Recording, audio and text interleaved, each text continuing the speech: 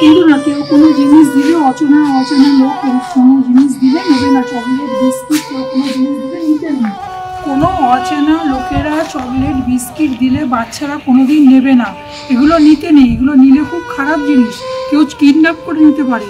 আরেকটা জিনিস, বাচ্চাদের আমাদের সবসময় সচেতন করা উচিত যে বাচ্চারা গুড টাচ ব্যাড টাচটা আজকালকার দিনে খুব জনপ্রিয়। আপনারা বাড়িতে রিকোয়েস্ট করছি বারবার, গুড টাচ আর ব্যাড টাচ অবশ্যই আমাদের শেখানো উচিত বাচ্চাদেরকে।